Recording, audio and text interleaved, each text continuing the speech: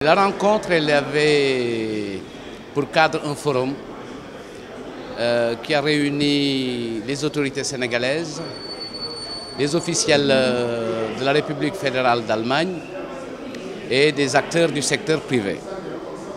Le Premier ministre a d'abord fait un exposé des opportunités d'investissement qui sont aujourd'hui ouvertes au Sénégal. Mais en prenant appui sur une longue tradition de coopération et des relations fortes. Aujourd'hui, nous nous félicitons de cette visite dans le cadre d'une tournée africaine initiée par Madame la chancelière Angela Merkel, avec comme première étape notre pays, le Sénégal. Ce choix est dicté par une perception du dynamisme économique du Sénégal et de sa stabilité politique.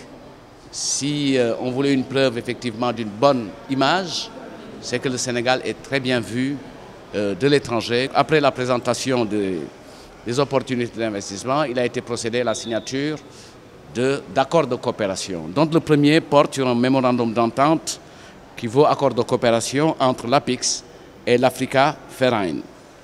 Un deuxième accord a été signé et il porte notamment sur un cadre de financement pour le projet d'électrification de 300 villages pour un montant de 120 millions d'euros, soit près de 79 milliards de francs CFA, entre le ministère de l'économie, des finances et du plan et la société IPEX.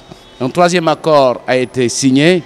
Il s'agit d'un contrat commercial concernant également un projet d'électrification de 300 villages entre l'ASER et la société GOF, qui est déjà très active dans notre pays. Et enfin, un dernier accord a été signé. Il porte sur un protocole entre la commune de Sandiara, le FONSIS et la société Pfister Contact System pour la réalisation d'un système d'énergie hybride d'une capacité de 10 MW pour la fourniture d'une énergie essentiellement renouvelable aux entreprises installées dans la zone économique exclusive de Sandiara, puisque vous le savez, Sandiara également est une zone économique exclusive.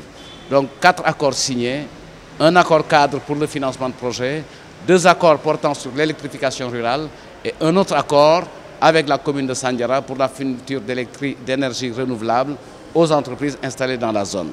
Donc au-delà de ces 4 accords, des opportunités ont été évoquées et le secteur privé allemand a manifesté son intérêt d'abord pour l'exploitation et la mise en valeur de la production agricole, notamment la mangue et la patate douce, mais le Sénégal a également demandé l'appui de l'Allemagne pour bénéficier du compact qui s'appelle US Africa, que l'Allemagne pilote dans le cadre de sa présidence du G20.